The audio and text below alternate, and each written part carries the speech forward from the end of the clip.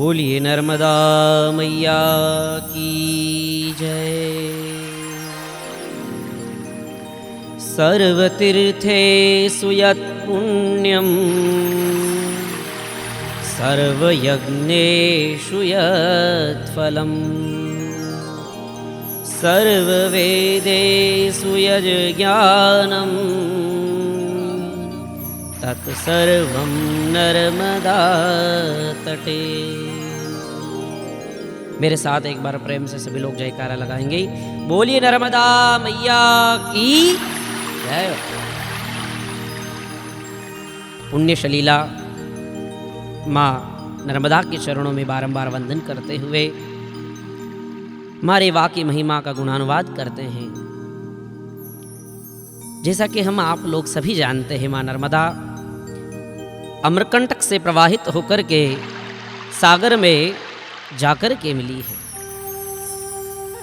और इस बीच माँ नर्मदा के किनारे कितने ही करोड़ों करोड़ों तीर्थ हैं। पुराण में महिमा है कि 60 कोटि सहस्त्राणी माँ नर्मदा के उत्तर और दक्षिण तट दोनों मिलाकर के 60,000 करोड़ तीर्थ हैं। और कलयुग में तो माँ नर्मदा गंगा कही गई है। दक्षिण की गंगा माँ नर्मदा को कहा गया है, माँ नर्मदा तू है कलयुग की गंगा। और ऐसी त्रिभुवन तारिणी माँ नर्मदा के चरणों में बारंबार वंदन करते हैं। माँ नर्मदा का प्राकट्य अमरकंटक पावन धारा रूप में माँ बही है। एक छोटी सी जल की धारा के रूप में प्रकट होकर के विशाल सागर में समाहित हुई है। साथ ही साथ कितनी ही नदियों को साथ लेकर के समुद्र में समाहित हुई है। अमरकंटक नाम कैसे पड़ा, इसकी एक पौराणिक कथा है कि जब श्रीमद् भागवत कथा में आपने सुना होगा कि देवता और असुरों ने मंथन किया, समुद्र मंथन करके जो विष निकला था, कहते उसे भगवान भोलेनाथ ने ग्रहण किया। इसलिए भगवान का कंठ नीला पड़ गया और भगवान का नाम नीलकंठ हो गया। कहते हैं विष को अमृत बनाने की ताकत अगर किसी में है तो वह भगवान के नाम में है। भगवान शिव पार्वती दोनों मैकल पर्वत पर जाकर के भगवान की आराधना करने लगे, हरिनाम का जाप करने लगे, मंत्रोच्चार करने लगे। और जब निरंतर भगवान की भक्ति की धारा में लीन होकर के भगवान का चिंतन किया तो करोड़ों वर्षों तक, कई वर्षों तक, अनंत वर्षों तक भगवान भजन में लीन रहे। भगवान शिव के शरीर से स्वेद प्रकट हुआ। कहते हैं जो कंठ था विष से भरा हुआ, वही कंठ का जो जहर था हरिनाम के उच्चारण से अमृत के तुल्य हो गया। और जब भगवान शिव की तपश्चर्या सिद्ध हुई तो कहते कंठ से वही जल स्वेद के रूप में झरझर बहने लगा।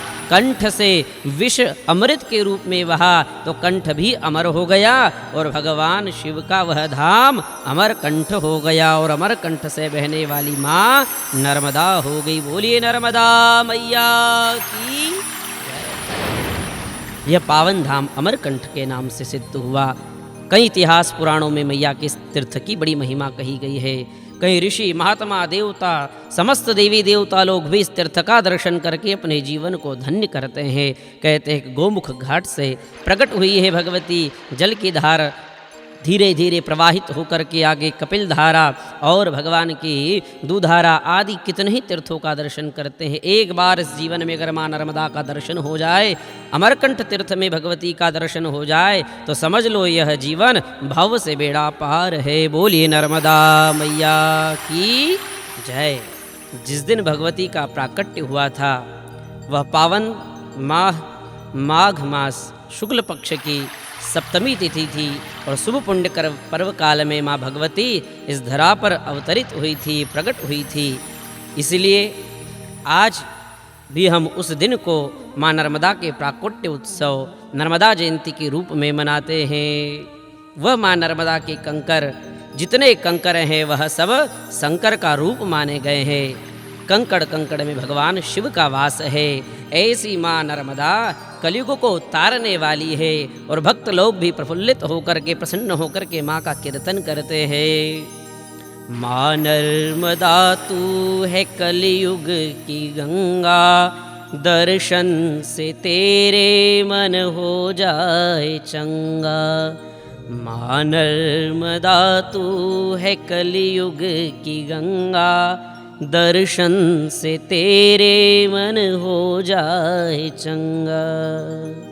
बोलिए नर्मदा मैया की जय।